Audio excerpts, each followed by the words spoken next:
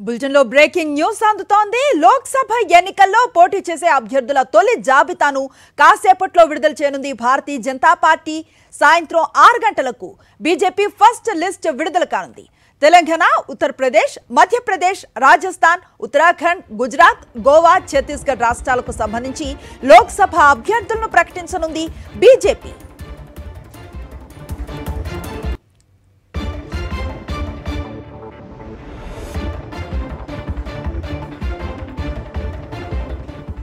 ఇందుకు సంబంధించిన తాజా సమాచారాన్ని మా ఢిల్లీ కరెస్పాండెంట్ వెంకటేష్ అందిస్తారు. వెంకటేష్, బీజేపీ ఫస్ట్ లిస్ట్ కి సంబంధించి ఎట్లాంటి అప్డేట్స్ ఉన్నాయి? లోక్సభ ఎన్నికల షెడ్యూల్ కంటే ముందే బీజేపీ లోక్సభ అభ్యర్థుల తొలి జాబితాను విడుదల చేయబోతుంది. మరి కాసేపట్లోనే తొలి జాబితా విడుదల కానుంది. ఈ మేరకు బీజేపీ ప్రధాన కార్యాలయంలో మీడియా సమావేశాన్ని ఏర్పాటు చేశారు. సో ఈ సమావేశంలో దాదాపు 6-7 రాష్ట్రాలకు సంబంధించిన అభ్యర్థుల జాబితా విడుదల కాబోతుంది. ప్రధానంగా ఉత్తరప్రదేశ్, ఉత్తరాఖండ్, గుజరాత్, గోవా, తెలంగాణ, ఛత్తీస్గఢ్, మధ్యప్రదేశ్ ఈ రాష్ట్రాలకు సంబంధించిన లోక్సభ అభ్యర్థుల జాబితా విడుదల కాబోతుంది. దాదాపు 100 మంది వరకు తొలి జాబితాలో చోటు దక్కించుకునేటువంటి అవకాశం కనబడుతుంది. ఏవైతే లిస్టులో క్లియర్గా ఉన్నటువంటి నేమ్స్ అన్నిటిని కూడా 2 రోజుల కిందటే ఫైనల్ చేశారు. ప్రధానమంత్రి నరేంద్ర మోడీ, అలాగే బీజేపీ జాతీయ అధ్యక్షుడు జేపీ నడ్డా అధ్యక్షతన దాదాపు తెల్లవారుజాము వరకు కూడా 2 రోజుల కింద సమావేశం జరిగింది. ఆ సమావేశంలోనే చాలా మారథాన్ మీటింగ్ జరిగి అభ్యర్థులందరినీ కూడా ఫైనల్ చేసినటువంటి పరిస్థితి మనం చూసాం. అలాగే ఇటు తెలంగాణలో కూడా ఉన్నటువంటి మొత్తం 17 స్థానాలు దాదాపు 8 స్థానాలను క్లియర్ చేసినట్టుగా మనకు సమాచారం వస్తుంది.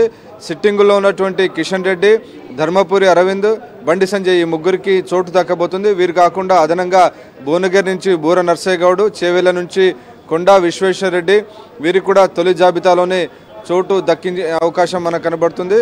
సో మల్కాజ్గిరి, మహబూబ్ నగర్ పైన ఇద్దరు నాయకుల మధ్య కాస్త ఫైట్ నడుస్తుంది. మల్కాజ్గిరి టికెట్ కోసం మురళీధర్ రావు, ఈటెల రాజేందర్ మధ్య ఫైట్ కొనసాగుతుంది.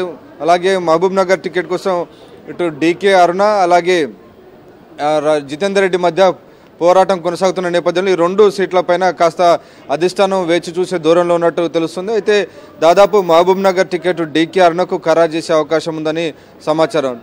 ఓవరాల్గా అయితే ఈ సీట్లకు సంబంధించి తెలంగాణలో దాదాపు 6-7 సీట్లు తొలి జాబితాలో అభ్యర్థులు చోటు దక్కించుకునేటువంటి అవకాశం కనబడుతుంది. అలాగే ఇటీవలే పార్టీలో చేరినటువంటి 2 రోజుల కింద పార్టీలో చేరినటువంటి నాగర్ కర్నూలు ఎంపీ రాములు తనయుడు భరత్ ప్రసాద్కి, అలాగే నిన్న పార్టీలో చేరినటువంటి జహీరాబాద్ ఎంపీ బీవీ పాటిల్ కూడా తొలి జాబితాలోనే చోటు దక్కేటువంటి అవకాశం కనబడుతుంది. సో మొత్తానికి 8 మంది అభ్యర్థులతో తెలంగాణ అభ్యర్థుల జాబితాకు సంబంధించి 8 మంది ఈ తొలి జాబితాలో ప్లేస్ దక్కించుకునేటువంటి అవకాశం మనకు కనబడుతుంది. ఇక ఉత్తరప్రదేశ్ నుంచి దాదాపు 30-40 మంది అభ్యర్థులను తొలి జాబితాలోనే ప్రకటించే అవకాశం కనబడుతుంది. అక్కడ ఉత్తరప్రదేశ్లో 80 లోక్సభ సీట్లు ఉన్నాయి కాబట్టి అక్కడ ఐఎన్ఎల్డి పార్టీతో ఇప్పటికీ బీజేపీ పొత్తులో ఉంది కాబట్టి దాదాపు 1/3 సీట్లను బీజేపీ ఈరోజు ప్రకటించేటువంటి అవకాశం కనబడుతుంది. గుజరాత్, మధ్యప్రదేశ్లో అయితే బీజేపీ మెజారిటీ సీట్లను ఈరోజు అనౌన్స్ చేసేటువంటి అవకాశం కనబడుతుంది. సో అన్ని పార్టీల కంటే ప్రధానంగా కాంగ్రెస్ పార్టీ ఇండియా బ్లాక్ కంటే ముందుగానే అభ్యర్థులను ప్రకటించడం ద్వారా ప్రచార రంగంలో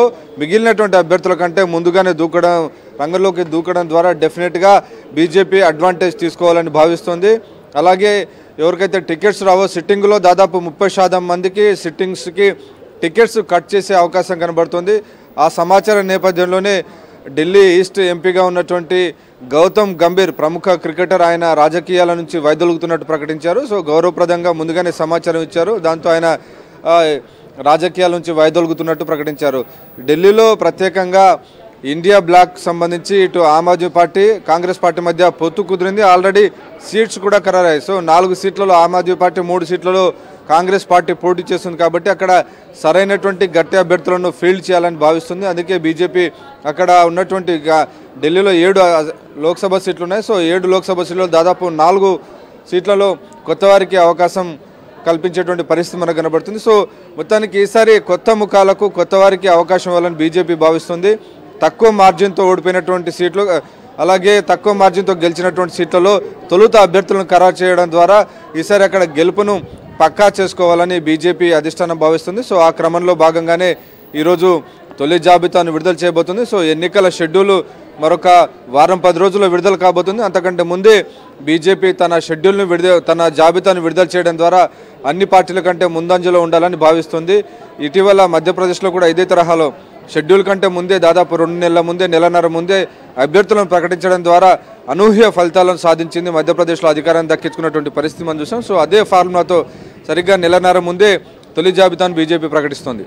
రైట్, థ్యాంక్ యూ వెంకటేష్.